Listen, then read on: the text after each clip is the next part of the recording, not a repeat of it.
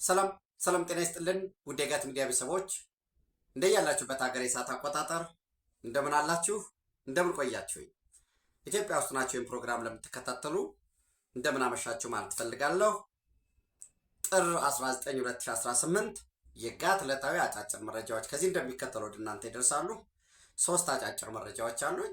ላይክ አድርጉ፣ ሼር አድርጉ፣ ሀሳብ አስተያየታችሁን አካፍሉ፣ ኮሜንት ቦክሱ ላይ ጻፉ። እንመማርበት። የመረጃ ክፍተት ካለ ተጨማሪ ማየት ያለብን የጋራ ቤታችን ነው። የጋት ሚዲያ ሜምበር ሁኑ። ጋት ሚዲያን በሱፐር ቻት በሱፐር ታንክስ ደግፉ። የበለጠ ተደራሽነታችን እንዲያድግ እናንተ ብቻ ሰብስክራይብ ማድረጋችሁ በቂ ስላልሆነ ሌሎችም ሰብስክራይብ እንዲያደርጉ የጋት ሚዲያ አምባሳደሮች ሁኑ። አምባሳደር ደግ ደጉን ለሌሎች ይናገራል። መስተካከል ያለበትን የታወቁ ችግሮች አሉ። የድምፅ የብርሃን እንደዚህ የታወቁት በእናንተ ድጋፍ በእኔም ጥረት የምናሳካ ይሆናል። ሰው ወቅታዊ፣ ትክክለኛ፣ አስተማማኝ ኢትዮጵያዊነትን ያስቀደመ መረጃ የሚተላለፍበት ነው ጋት ሚዲያ። ሰብስክራይብ አድርጉ፣ አትጎዱም በሏቸው፣ አድቮኬት አድርጉ።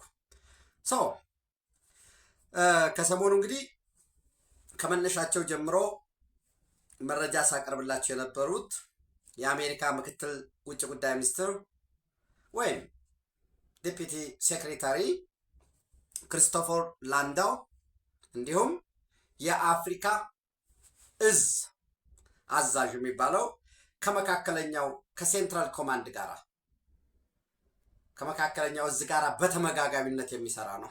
ከፍ ያለ ፓወር ያለው ነው የአፍሪካ እዝ አዛዥ። አፍሪኮም ጀርመን ስቱትጋርት ነው ዋና ማዘዣው።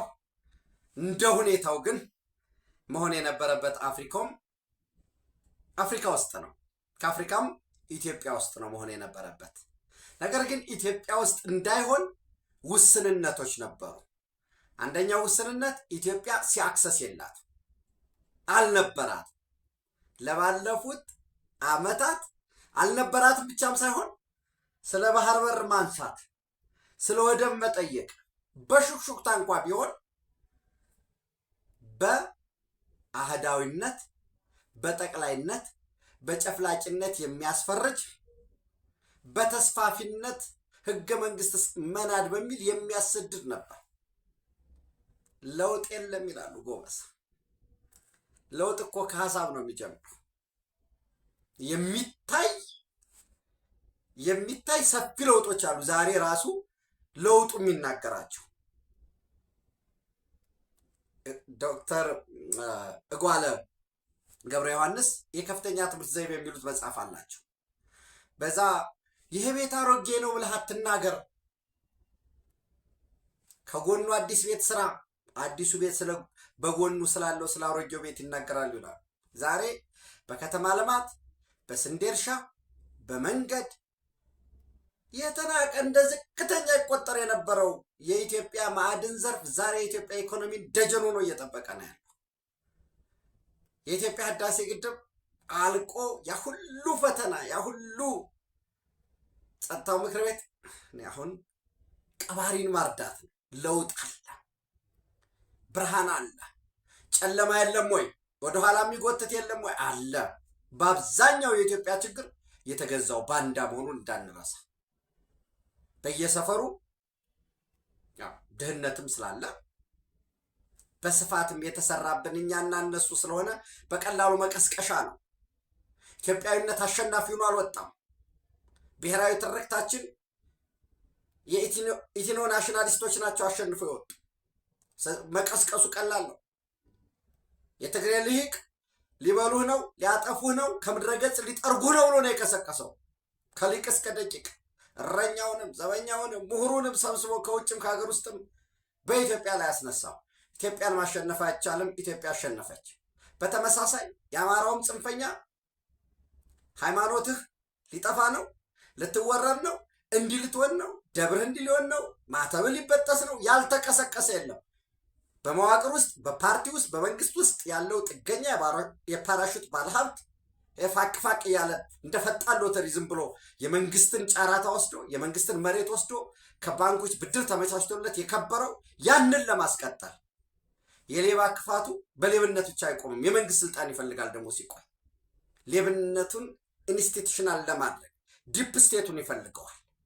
በተመሳሳይ ኦሮሞም ጽንፈኛ እሱን ያደረገው። የሌላውም አካባቢ ጽንፈኛ በዚህ ነው የሚቀሰቅሰው። ለምን? ኢትዮጵያዊ ትርክት አሸንፎ ስላልወጣ። በዚህ ምክንያት የባህር በር ትናንት ወደ መጣውበት ንግባአኬ በጥንተ ነገር እንዲሉ ወደ ተነሳውበት ኢትዮጵያ ሲያክሰስ ስላልነበራት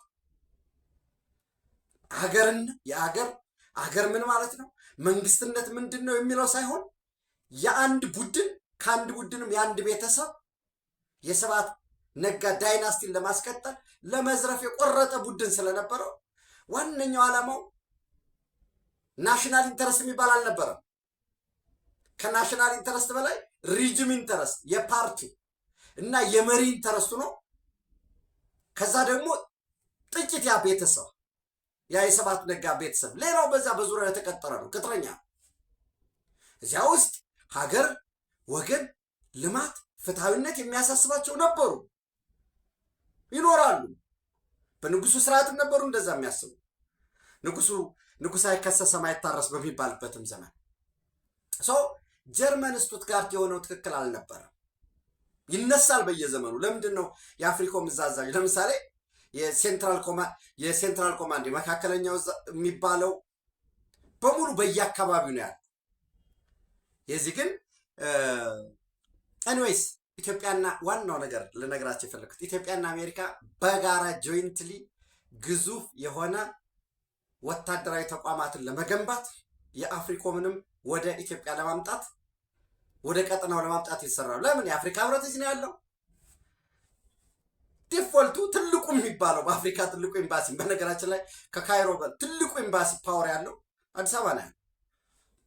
የብዙ ተቋማትን በኢሲኤ ውስጥ በዩናይትድ ኔሽን ዩኤንኢሲኤ በአፍሪካ ህብረት በተለያዩ ዘርፈ ብዙ ተቋማት የአሜሪካን ፈርስት ይህ አዲሱን ሜክ አሜሪካ ግሬት አጌን የሚለውን ለማስፈጸም የሚያስችል አሜሪካ የምታወጣውን ወጪ የሚሊተሪ ኮስት ሸር የሚያደርግ ይፈልጋል እና በጋራ ለመስራት ሙቭ አለ።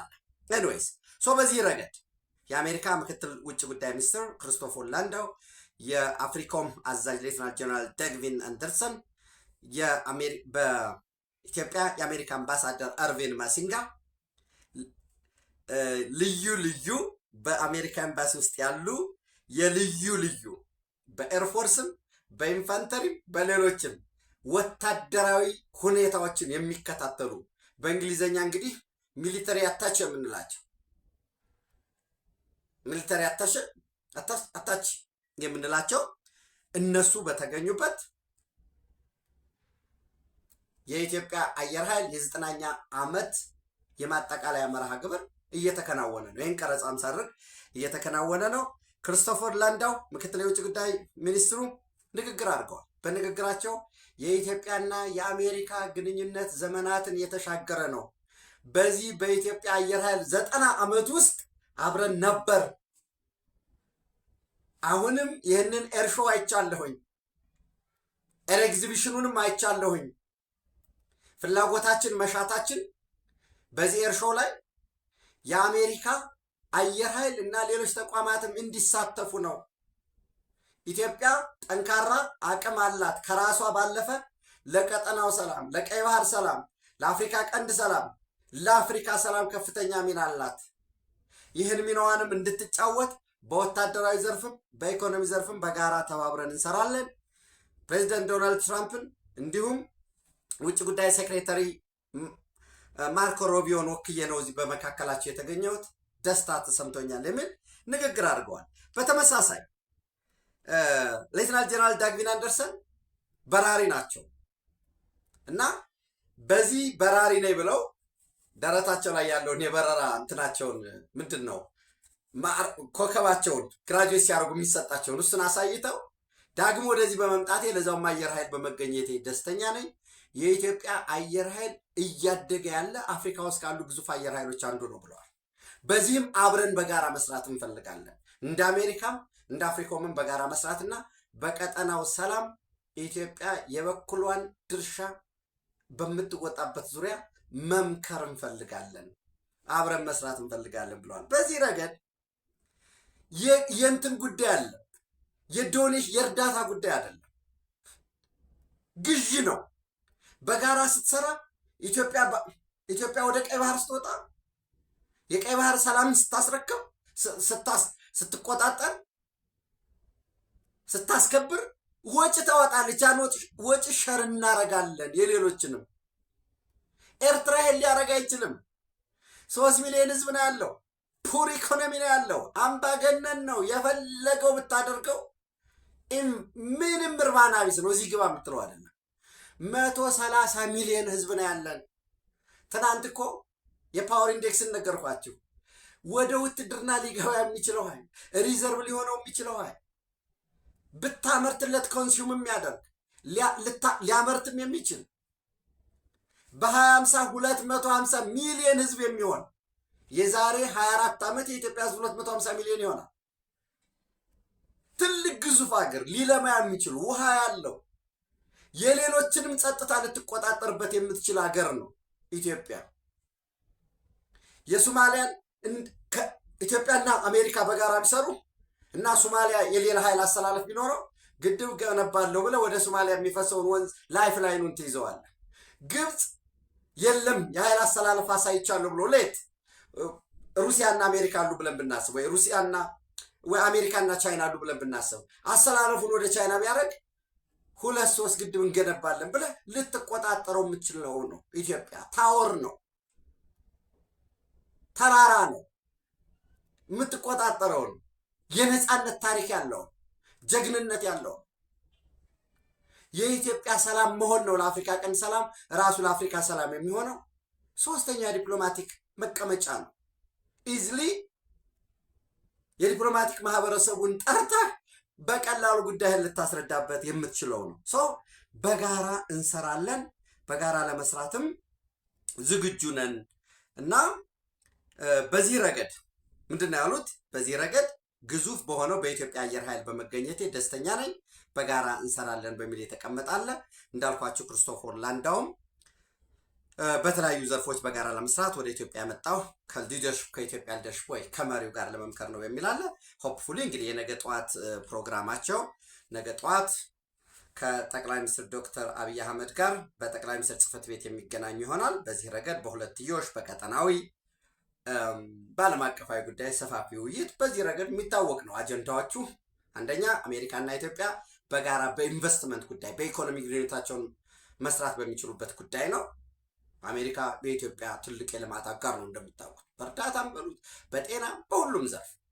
ሁለተኛ በቀይ ባህር ጉዳይ ውይይት ይኖራል። ሶስተኛ በቀጠናው ሰላም እንመክራለን ሲባል ናይል ጉዳይ ይመጣል። በናይል ጉዳይ ምክክር ይኖራል። ሆፕፉሊ በዚህ በኩል የሀሳብ ልውውጥ የሀሳብ ኤክስቼንጆች ይኖራሉ። ይሄ ከተደረገ በኋላ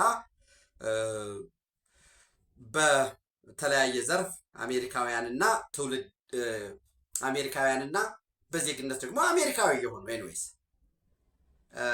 በተለያየ ዘርፍ ከተሰማሩት ጋር ከነሱ ጋር ውይይት ይኖራል። ከአፍሪካ ህብረቱ ከኮሚሽን ሊቀመንበሩ ጋራ በተመሳሳይ ውይይት የሚያደርጉ ይሆናል ማለት ነው። ያለው ፕሮግራም ይሄ ነው። እንግዲህ እሱን ሲጨርሱ ወደ ኬንያ፣ ከኬንያ ደግሞ ወደ ጅቡቲ፣ ከጅቡቲ ሆፕፉሊ ዳግቪን አንደርሰን ወደ ሳውዲ አረቢያ ሊሄዱ ይችላሉ። ኤኒዌይስ እሱን ደግሞ ፎሎ አፕ እያደረግን ፍሰቱን የምናየው ከኢትዮጵያ ናሽናል ኢንተረስት አንጻር ምን ሊሆን ይችላል የሚለውን ነው።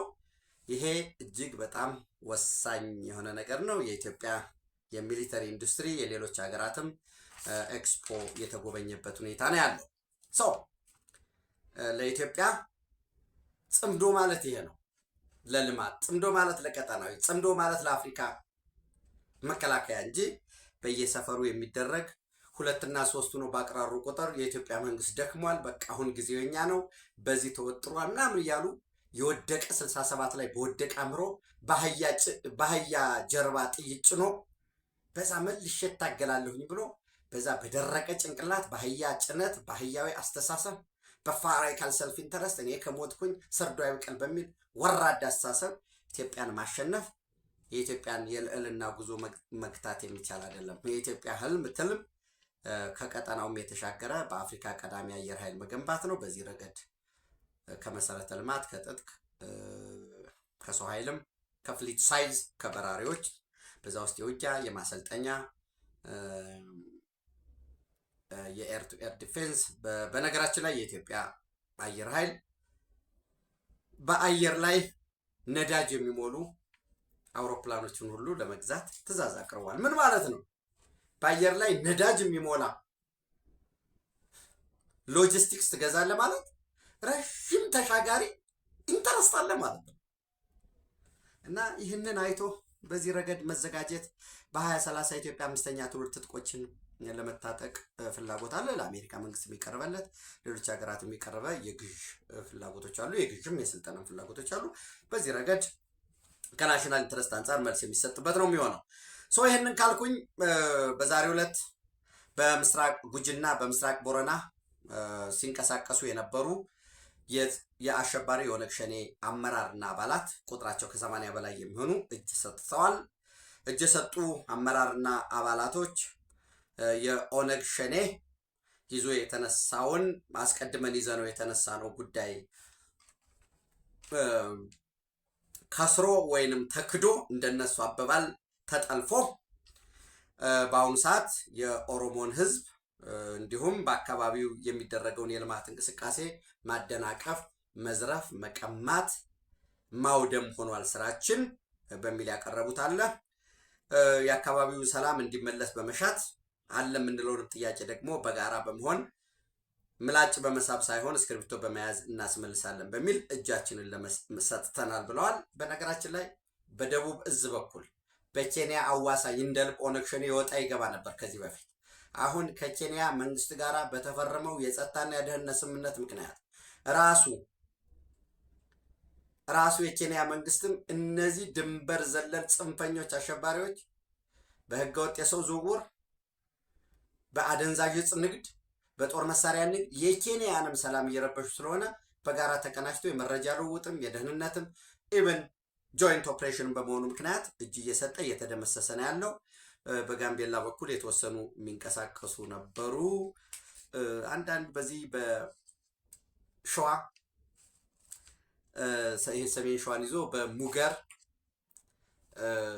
በዛ የሚንቀሳቀሱ አሉ። እነሱም ድርድሮች እየተካሄዱ ነው። እርስ በርስ መከፋፈልም አለ።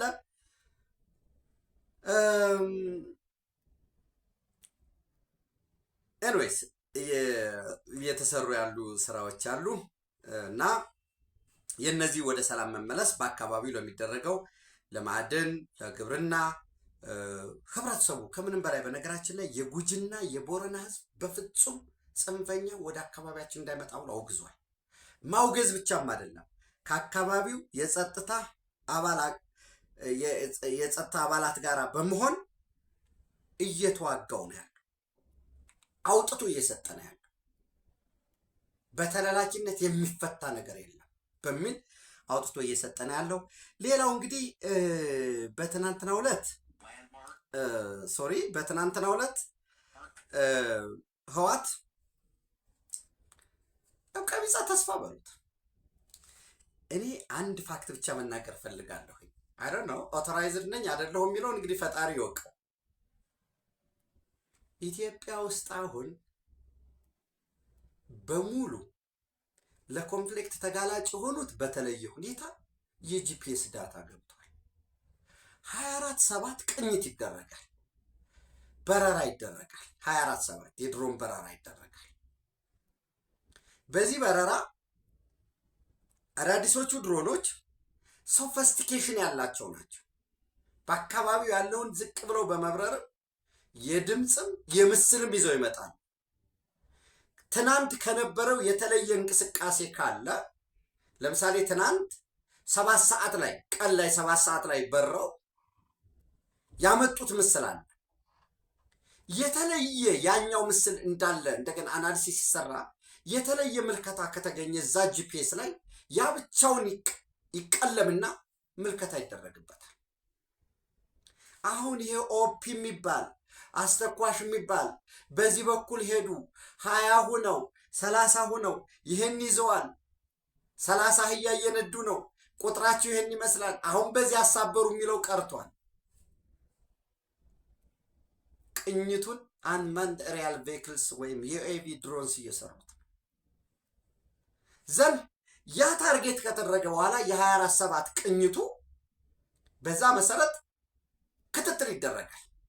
እንግዲህ ያን መሰረት ተደርጎ ነው እዛ አካባቢ ላይ ምን አይነት የስልክ ልውውጥ አለ፣ በዛ አካባቢ ምን አይነት የሬዲዮ ግንኙነት አሉ የሚሉ ሌሎች ሰፋፊ ትንተናዎች፣ ከዛ ኦፕን ሶርስ ኢንፎርሜሽን ኦሲንት የሚባለውም እንደገና ደግሞ ሌሎች መረጃዎችም ይሰራሉ ማለት ነው። ሰው ታጣቂው ኃይል ከደደቢት ጀምሮ ተነስቶ ሲመጣ ቁጥሩ፣ ትጥቁ፣ ኤቭሪቲንግ ይታወቃል። ዘንድ ጠለምት ከገባ በኋላ ምቹ ወደሆነ ቦታ እንዲገባ ነው የተደረገው።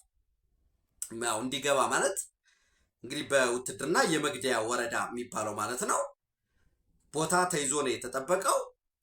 እንግዲህ ከገባ በኋላ ምንድን ነው የሚደረገው? እጅ ስጥ ይባላል። ማይዳጉሻ የሚባል ቦታ ላይ እጅ ስጡ ሲባሉ በቃ ተከበዋል። እጅ ስጡ ሲባሉ ተኩስ ነው የከፈቱ። ተኩስ ሲከፍቱ ሁሉም ላይ እርምጃ ነው የተወሰደው። በነገራችን ላይ የዘመን ነው፣ በቃ ዘመን ነው ይሄን የሚያመጣው። 4000 የብሬን ጥይት፣ 4000 የዲሽቃ ጥይት፣ የሞርታር ቅንቡላ፣ ሞርታር እኮ አላዙም። እንደዛውም ደግሞ ይህንን ይዘህ አርፒጂ በትከሻ ይህንን ይዘህ ሬዲዮ መገናኛ ይዘህ እጁ ላይ ድንጋይ እንዲሆን የተደረገ ሬዲዮ መገናኛ ይዞ እየተደናበረ ከፋኖ ጋራ ተስማምተን የመጣ ነው። የካቲት 11 51ኛ ዓመት የህወሓት ምስረታን እና ከአፋብን ጋራ በጋራ ሁነን ወደፊት ለመገስገስ ተልኮ ተሰጠን ነው የመጣ ነው፣ እንዲህ አልነበረም ያሉ ሌላው በሙሉ ሲመታ 2 አመራሮች በቁጥጥር ውስጥ ውለዋል። እነዚህ አመራሮች እንግዲህ ህወሓት ጸጥ ነው ያለው። ልቅሶ ሻቢያና ልጆ ላኪው ሻቢያ፣ መንገድ መሪው የአማራ ፋኖ ብሔራዊ ንቅናቄ ነው እያለቀሰ ያለው እና ምን አለ? አይ እነዚህ ሰዎች ተማረኩ የተባሉት እንትኖች ናቸው፣ ትክክለኛ አይደለም የሚል ነገር ይዘው መጡ። ያ ከሆነ እናንተም ይህንን ፕሮግራም ጨርሶ እንትኑን እዩት፣ ፎቶአቸውን እዩት። ዋልፔፐሩ ላይ የቪዲዮ ዋልፔፐር ላይ አንደኛው ሌተናል ኮሎኔል ወልደ ሩፋኤል ነው። የኢትዮጵያ መከላከያ ሰራዊት አባል የነበረ አገር ያከበረችው ለአገር ወድቃለሁ ብሎ ቃል የገባ ነው። የ22ኛ ንስር ክፍለ ጦር አባል የነበረ ነው። ሌተናል ኮሎኔል ወልደ ሩፋኤል ይባላል። በ2012 ጠፍቶ የትግራይ ልዩ ኃይልን የተቀላቀለ የሰሜን እዝ ሲጠቃ የቀድሞ ወገኖቹን አጋሮቹን አብሮ በጋራ ሊወድቁ አብሮ በአንድ ጉድጓድ ሲጠብቁ የነበሩትን ለኢትዮጵያ ሉዓላዊነት ለትግራይ ሕዝብ ደህንነት ሲዋደቁ የነበሩትን በግፍ የጨፈጨፈ ያስጨፈጨፈ ነው። ታሪክ የማይባል ይቅር ሊለው የማይችል ጥቃት የከፈተ ነው።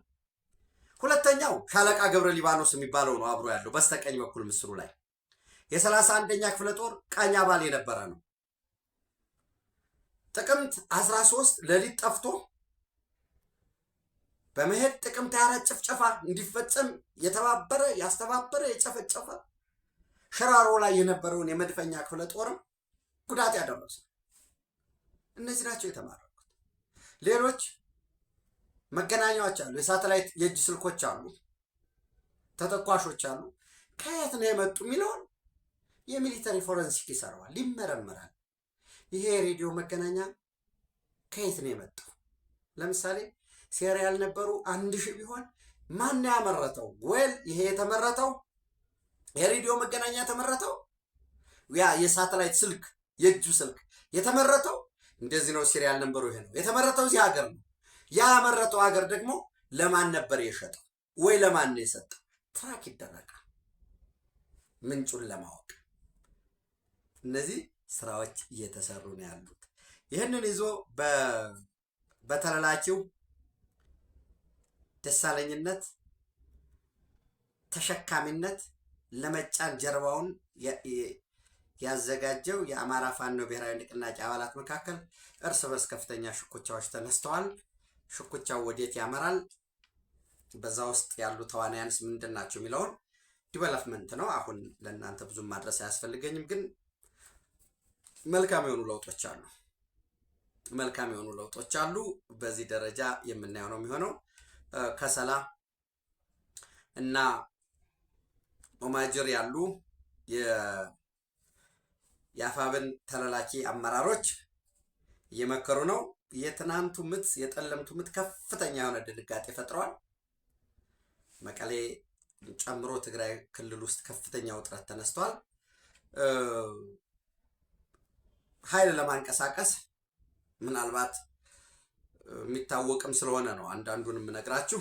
ለምሳሌ ወዲም ቤት የሚባለው አርሚ 11፣ አርሚ 17፣ 92፣ 31፣ 44፣ 33፣ 43 እና 24ን አመራሮችን ሰብስቦ ከጠዋት ጀምሮ እስከ 10 ሰዓት ስብሰባ ነው የነበረው። አይ ቲንክ አሁን 12 ሰዓት ሆኗል። ይህን ቀረጻ ሰራ እስከ 10 ሰዓት ስብሰባ ነው የነበሩት። ራሳቸውን እንዲያዘጋጁ ትዕዛዝ ተሰጧቸዋል። በተመሳሳይ